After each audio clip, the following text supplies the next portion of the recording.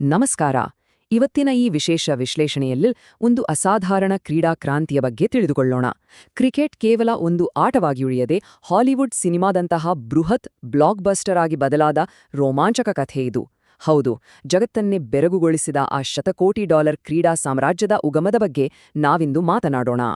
ಇಲ್ಲಿ ಸಹಜವಾಗಿ ಒಂದು ದೊಡ್ಡ ಪ್ರಶ್ನೆ ಎದುರಾಗುತ್ತೆ. ಬಿಳಿ ಬಟ್ಟೆಗಳನ್ನು ಹಾಕೊಂಡು 5 ದಿನಗಳ ಕಾಲ ಅತಿ ನಿಧಾನವಾಗಿ ನಡೆಯುತ್ತಿದ್ದ ಒಂದು ಸಾಂಪ್ರದಾಯಿಕ ಕ್ರೀಡೆ ರಾತ್ರೋರಾತ್ರಿ ಜಾಗತಿಕ ಮಟ್ಟದ ಬೃಹತ್ ಮನರಂಜನಾ ಶಕ್ತಿಯಾಗಿ ಬದಲಾಗಲು ಹೇಗೆ ಸಾಧ್ಯವಾಯಿತು? ಆ ಮ್ಯಾಜಿಕ್ ಆದ್ರೂ ಏನು ಅಂತ ಅರ್ಥ ಮಾಡ್ಕೊಳ್ಳುವ ಸಮಯ ಈಗ ಬಂದಿದೆ. ಸರಿ, ಮೊದಲಿಗೆ ಆ 2007ರ ವೇಗವರ್ಧಕ, ಅಂದರೆ ಈ ಎಲ್ಲದಕ್ಕೂ ಕಾರಣವಾದ ಆ ವಿಶ್ವಕಪ್ನ ಕಿಡಿಯ ಬಗ್ಗೆ ನೋಡೋಣ. 2007ರ T20 ವಿಶ್ವಕಪ್ ಜಯ ನಿಜಕ್ಕೂ ಒಂದು ಹೊಸ ಶಕಗೆ ನಾಂದಿ ಹಾಡಿತು ಅಂತಾನೆ ಹೇಳ್ಬಹುದು. ಒಂದೆಡೆ 5 ದಿನಗಳ ಕಾಲ ನಡೆಯುವ ದೀರ್ಘಾವಧಿಯ ಸಾಂಪ್ರದಾಯಿಕ ಆಟ, ಇನ್ನೊಂದೆಡೆ ಕೇವಲ 3.5 ಗಂಟೆಗಳಲ್ಲಿ ಮುಗಿದು ಹೋಗುವ ಹೈ ವೋಲ್ಟೇಜ್ ಜಾಗತಿಕ ಮನರಂಜನಾ ಫಾರ್ಮ್ಯಾಟ್. ಇದು ಕೇವಲ ಆಟದ ಬದಲಾವಣೆಯಷ್ಟೇ ಆಗಿರಲಿಲ್ಲ, ಬದಲಾಗಿ ಇಡೀ ಕ್ರೀಡೆಯನ್ನು ಜಗತ್ತು ನೋಡುವ ದೃಷ್ಟಿಕೋನವೇ ಬದಲಾದ ಕ್ಷಣವಾಗಿತ್ತು. ಮುಂದಿನ ಹಂತ ಲಲಿತ್ ಮೋದಿಯವರ ಆ ಭರ್ಜರಿ ಮನೋರಂಜನಾ ನೀಲನಕ್ಷೆ, ಅಂದ್ರೆ ಈ ಅಂತಿಮ ಪ್ರದರ್ಶನದ ಅದ್ಭುತ ರಚನೆ. ಕ್ರೀಡೆಯನ್ನು ಒಂದು ಸಂಪೂರ್ಣ ಮನೋರಂಜನೆಯ ಪ್ಯಾಕೇಜ್ ಆಗಿ ಬದಲಾಯಿಸುವ ಆ ಕನಸಿದೆಯಲ್ಲ, ಅದು ನಿಜಕ್ಕೂ ಅದ್ಭುತ. ಇಲ್ಲಿ ಮುಖ್ಯವಾಗಿ 3 ವಿಷಯಗಳು ಒಗ್ಗೂಡಿದವು: ಅತ್ಯುತ್ತಮ ಕ್ರೀಡಾಪಟುಗಳ ಕೌಶಲ್ಯ, ದೈತ್ಯ ಕಾರ್ಪೊರೇಟ್ ಕಂಪನಿಗಳ ಬೃಹತ್ ಹೂಡಿಕೆ ಮತ್ತು ಬಾಲಿವುಡ್ನ ಮಿನುಗುವ ಗ್ಲಾಮರ್. ಆರಂಭದಲ್ಲೇ ಕೇವಲ ಪ್ರಸಾರ ಹಕ್ಕುಗಳು ಮತ್ತು ತಂಡಗಳ ಮಾರಾಟದಿಂದ ಸಾವಿರಾರು ಕೋಟಿ ರೂಪಾಯಿಗಳು ಹರಿದು ಬಂದದ್ದು ಅಕ್ಷರಶಃ ಕಲ್ಪನೆಗೂ ಮೀರಿದ ಸಂಗತಿ. ಇದೊಂದು ಸಾಮಾನ್ಯ ಆಟವಾಗಿರಲಿಲ್ಲ, ಇದೊಂದು ಕಣ್ಮನ ಸೆಳೆಯುವ ಬೃಹತ್ ಹಬ್ಬವಾಗಿತ್ತು. 3ನೇ ಭಾಗ 2008ರ ಆ ಐತಿಹಾಸಿಕ ಹರಾಜು ಪ್ರಕ್ರಿಯೆ, ಫ್ರಾಂಚೈಸಿಗಳು ಹಾಗೂ ದಿಗ್ಗಜರ ಆಗಮನ. ಕ್ರೀಡಾ ಇತಿಹಾಸದಲ್ಲೇ 2008ರ ಆ ಆಟಗಾರರ ಹರಾಜು ಒಂದು ಬಹುದೊಡ್ಡ ಮೈಲಿಗಲ್ಲು. ಆಟಗಾರರ ಮೇಲೆ ಕೋಟಿ ಕೋಟಿ ಹಣದ ಸುರಿಮಳೆಯಾಗುತ್ತಿದ್ದ ಆ ದೃಶ್ಯ ಇಡೀ ಪ್ರಪಂಚವನ್ನೇ ಬೆರಗುಗೊಳಿಸಿತ್ತು. ಅಂದು 8 ಮೂಲ ಫ್ರಾಂಚೈಸಿಗಳು ಹುಟ್ಟುಕೊಂಡುವು. ಧೋನಿ ಮತ್ತು ಸಚಿನ್ರಂತಹ ದಂತಕಥೆಗಳು ತಮ್ಮದೇ ನಗರಗಳ ವರ್ಣರಂಜಿತ ಜರ್ಸಿ ತೊಟ್ಟು ಮೈದಾನಕ್ಕಿಳಿದಾಗ ಕ್ರೀಡಾಭಿಮಾನಿಗಳ ಉತ್ಸಾಹ ನಿಜಕ್ಕೂ ಮುಗಿಲು ಮುಟ್ಟಿತ್ತು.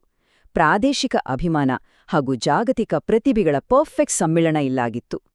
ಈ ಘಟನೆಗಳು ಎಷ್ಟು ವೇಗವಾಗಿ ನಡೆಯಿತು ಅಂದ್ರೆ 2007ರ ಆ ಅದ್ಭುತ ವಿಶ್ವಕಪ್ ಜಯ, ಅದರ ಬೆನ್ನಲ್ಲೇ 2008ರ ಆರಂಭದಲ್ಲಿ ಐತಿಹಾಸಿಕ ಹರಾಜು ಮತ್ತು ತಕ್ಷಣವೇ ಆ ಮೊದಲ ಉದ್ಘಾಟನಾ ಪಂದ್ಯ.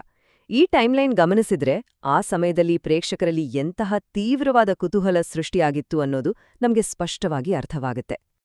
4.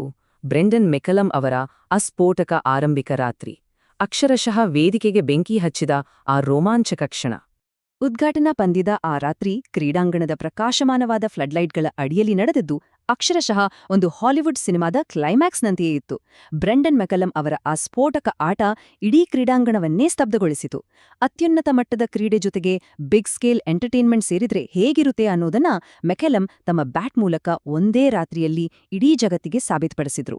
ಅದು ಕೇವಲ ಒಂದು ಇನ್ನಿಂಗ್ಸ್ ಆಗಿರಲಿಲ್ಲ, ಬದಲಾಗಿ ಈ ಲೀಗ್ನ ಭವಿಷ್ಯ ಎಷ್ಟು ಬೃಹತ್ತಾಗಿರಲಿದೆ ಎಂಬುದರ ಸ್ಪಷ್ಟ ಮುನ್ಸೂಚನೆಯಾಗಿತ್ತು. 5. ಈ ಹೊಸ ಸಾಂಸ್ಕೃತಿಕ ಭೂದೃಶ್ಯ, ಆಟದ ಸಂಪೂರ್ಣ ಮರುವ್ಯಾಖ್ಯಾನ.